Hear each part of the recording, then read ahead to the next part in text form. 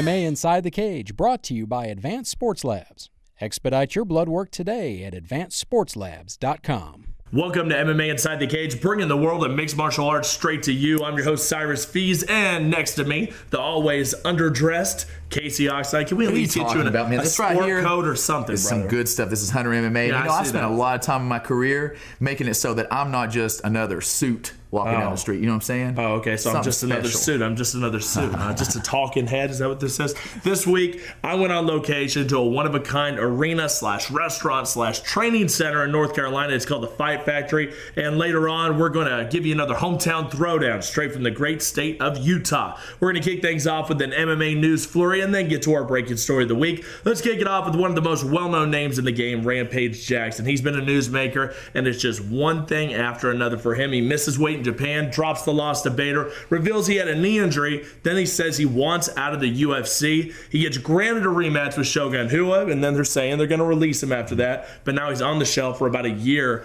with knee surgery. Casey, tackle all that stuff with Rampage. Well, you know, things are coming to a head with Rampage finally. You know, he's done everything that he possibly could in the sport of mixed martial arts, and I think maybe it's you know, he's feeling it's time for him to move on. The thing is that Dana White can't force him to fight. You know, he can hold on to his license agreement until he completes his contract, but that leads me to believe that maybe something else is going on. Maybe perhaps Vince McMahon. Vinnie Mac?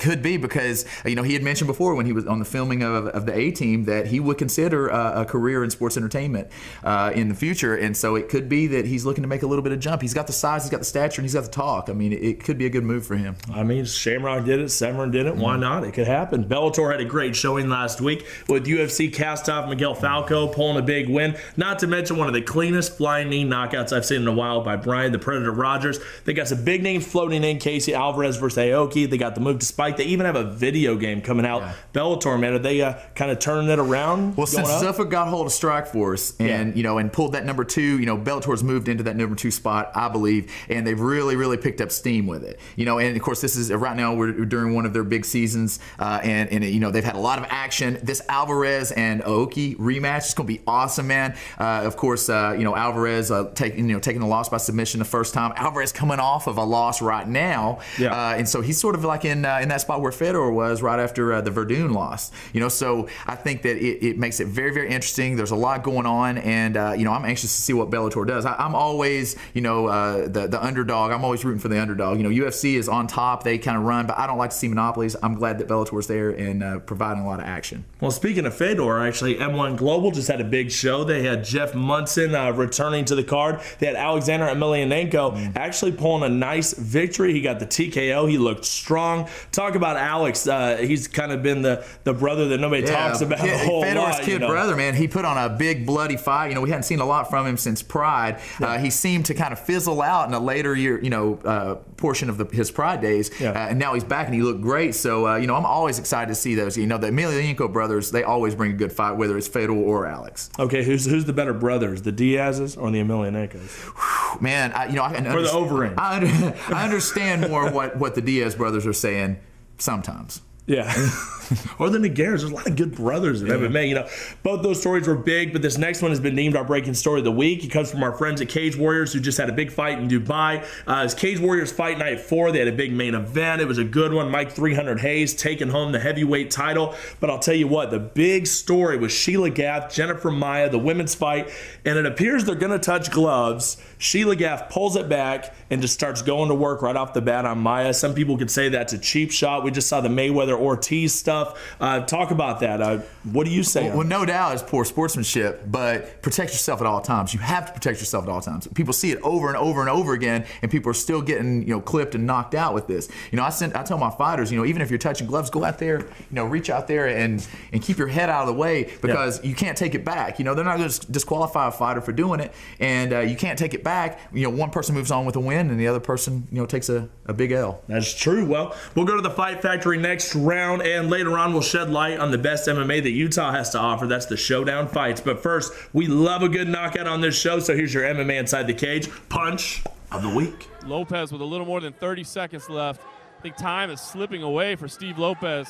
The takedown's not going to come. He might need to just come in and try to land something big. Yeah, Buchholz. A snappy front kick knockout.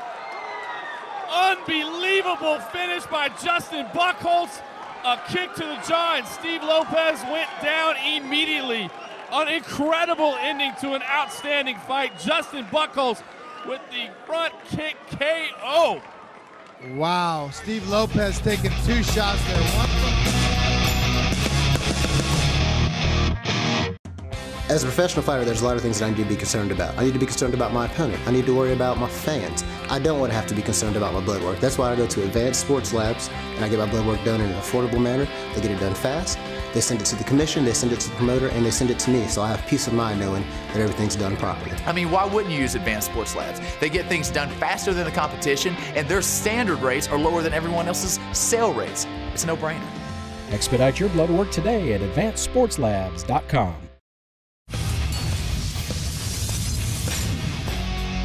MMA Inside the Cage, brought to you by Advanced Sports Labs. Welcome back, round number 2. Well, we are always excited to see somebody do something innovative with the sport. Well, just a few hours down the road in Marion, North Carolina, one man, Scott Price, knows no limits. He pioneered the military-based U.S. Freedom Fighter brand, the Battle Force brand, and even the Caged store concept, which is a clothing store inside a cage in the middle of a mall. Pretty cool deal. Well, his newest concept is called the Fight Factory, which combines a training center with an arena and a restaurant/bar. You know, I was at the grand opening last week, and it was something else. I got a full tour. I met the entire staff, and I even emceed the event. Sarah McMahon from Pro Elite is on the staff. You got Brian Miller, Mario Aiello, let's see, Keith the Rockstar Richardson, a big name here in the Southeast, and of course, can't forget about him, Spawn, Al Simmons, a guy we know very well here on MMA Inside the Cage. Casey, it seems like they have an all-star cast. They're bringing everything to Marion, North Carolina. It's kind of a small community, but I mean, it's a one-stop shop. Yeah, you know, I've seen a couple of fight clubs before up in Cincinnati. They had one, but none of these are open 24/7. You know what I mean? No, like this place, you know, they run a restaurant, you know, 7 days a week. Cajun food. I had some alligator legs, right? Great, yeah. And then of course, they have the barracks. They have everything to, you know, when you bring a fighter in, if you want to, you know, lodge somebody there to train. If you have an event and you need to put the fighters up, you can do that. And you know, and it makes it real easy when you don't have to go out and solicit for a venue. You have a venue right there all the time. It's really neat and it's really cool and it's awesome they're able to put that together. No doubt about it. You know, we had a chance to speak with some of the great folks involved. Check it out. Well, it was similar ideas to what other promoters do. They put shows together, they put them in taverns so that it's a one-stop shop. They'll put them in a club or a tavern or a restaurant somewhere, and I've seen this so many times over the travels that I've done as a promoter and as just a spectator watching my fighters participate in their own shows, that I was like, man, that would be the coolest thing, is to bring it all into one place, set it up to where we can have different camera angles, we can have all these things and not have to break the cage down, put the cage back together, do all these different things. We can save ourselves a lot of time, put a great production value into it, and it'll basically all be stationary. We're trying to kill some stereotypes of what MMA actually is. We wanted them to see that most of the fighters have they're educated people, they're respectable people in their own communities. They just participate in a sport because it's very physically demanding and they like to test themselves. It's been a lot of hard work, months and months of blood, sweat, and tears has went into this. But it's also to give fighters a chance to come together in a place where we're not competing with the local gym. We're actually inviting teams to come and train here, bring their coach, use the facility, use the barracks, use a place where everybody can come together and train and make themselves a better fight team. Fight Factory will have BJJ, MMA, Muay Thai, boxing, kickboxing, wrestling, and we'll have 3 different types of wrestling actually. We'll have scientific wrestling, traditional, which is your high school type of wrestling, and then we'll even have some Greco-Roman wrestling. And then, you know, we'll have the fight team, which is not just your normal fight team. You actually have to fight, you know, as either amateur or a pro fighter. It's not like your typical gym where everybody's a member of the fight team.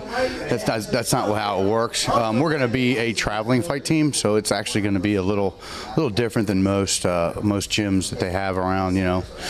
And then we'll have all kinds of different out-of-town seminars that'll be coming into town.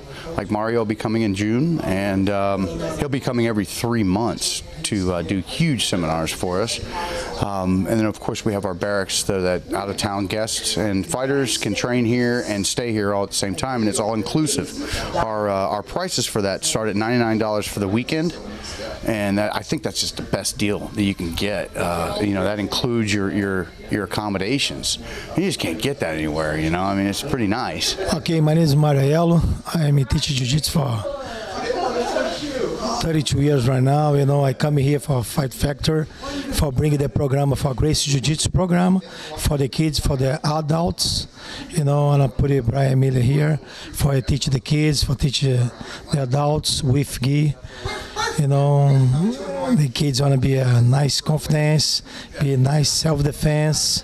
Hello, I'm Brian Miller, and I've been doing jiu-jitsu for 14 years, martial arts 30 years total. I have competed all over the United States, not so much internationally, but just all of the international competitions in the States. I've been to LA like 6 times the last couple years, New York about the same. I've won the Worlds, won the Pan Ams. Basically, the Fight Factory, you're going to get top-level training. It's very important to start out with top-level training, because if you go somewhere in the backyard of someone's house, you end up getting a whole bunch of bad habits that cannot be corrected. So it is better to come to a professional atmosphere in order to get your basics. And this is definitely the place for that. My name's Keith the Rockstar Richardson. I'm a professional MMA fighter and instructor of Modern Warrior MMA. I'm going to be coming over to the Fight Factory doing seminars, helping train some of the fighters that come through here, help training myself, help training some of the amateurs, working with the other instructors here. I'm going to be up here as much as physically possible, because this is a great thing that we've got going here. The Fight Factory is definitely going to produce a lot of fighters and a lot of good training. All right, real quick, how cool is it to have everything all in one place, as far as a bar, an event center, a training facility, all in one place? I need some one-stop shopping. You've got to love it. I mean, you can fulfill all your fighting needs in one place. They've got an awesome facility for training. You've got the cage in there set up for fights. You've got food, drinks. Why would you ever want to leave here? Okay, I'm Sarah McMahon. What I'll be doing with the Fight Factory is basically coming up and getting my own personal training in with the rest of the team, teaching wrestling instruction or MMA instruction as desired. I'll be coming up, and if they need me to do anything such as sign autographs or anything they would need sponsor related, make appearances, I would definitely be there for them. Oh, I think it's really great to have a training gym that has the barracks up top, and the ability to have fighters come in and train and stay here and not really need to go too far for any of their training needs. And then to have the cage there and the place that they could be competing, it's a definite advantage to have that, and become accustomed to that environment. And it's just a cool concept to have it in a bar, I think, because, there's so many fight fans come out and they want to have a good time and, go and watch a show and have a good time with their friends. It's just, everything packed into one that you could possibly need. It's a great idea.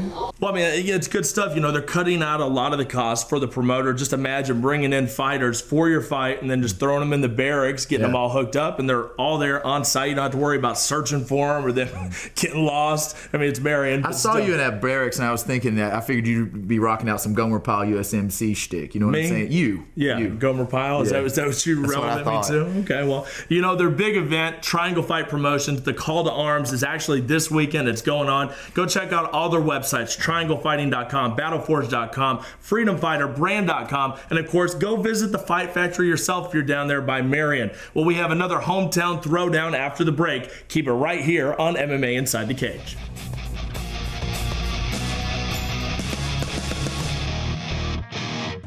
As a professional fighter, there's a lot of things that I need to be concerned about. I need to be concerned about my opponent. I need to worry about my fans. I don't want to have to be concerned about my blood work. That's why I go to Advanced Sports Labs and I get my blood work done in an affordable manner. They get it done fast.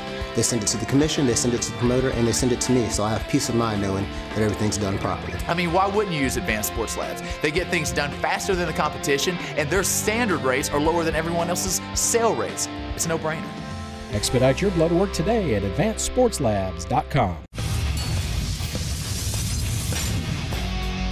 MMA Inside the Cage, brought to you by Advanced Sports Labs. Third round action. Welcome back to the program. Cyrus Fees alongside Casey Oxenine. Since we've started the Hometown Throwdown, we've been out to Las Vegas, Nevada. We've been up to Minnesota. Now we're heading back west out to Utah. Showdown Fights has been around since 2010 and has been putting on high-quality events that can rival any regional promotion in the country. Their leader, Scott Bowler, has a background in WEC, Strikeforce, and it shows they had that big show mentality. It's not just a bunch of fights on the card. They're actually putting on a really good show. I mean, Casey, you know, in this economy right now, you want to have a good time with your family. You want to bring them out to an event, not just fights. They want to see a show, and that's what Scott Bowler's bringing with Showdown Fights. Sure, and you got the fans, you know, they're watching the UFC and the Strikeforces and the Bellators on television, and they sort of tend to expect that when they come out, you know. So when you go out there and you see everything put together, and then on top of that, you see good talent, you know, it adds to the appeal. You know, it makes it more of an event, you know, just like you said, going out to the movies or going out to have a night out on the town. Yeah. It really adds to that rather than just renting a National Guard armory and putting a couple fighters in there. That's very true. You know, they've had some top talent there.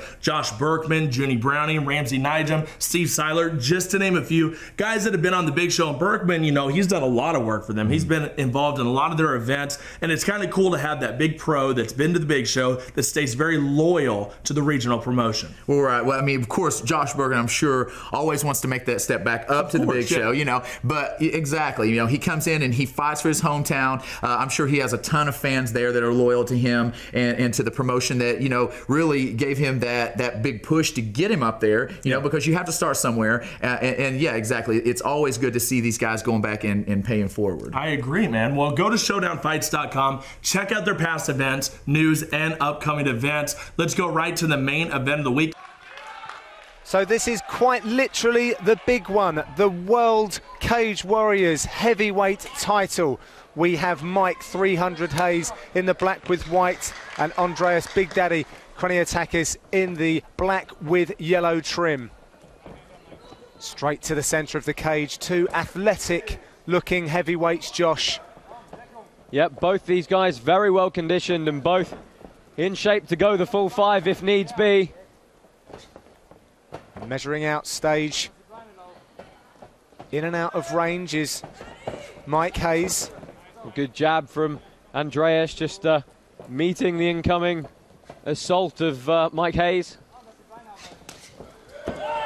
Oh, and well seen by Kroniatakis, who catches the leg, closes the distance, and now has pinned Hayes up against the fence.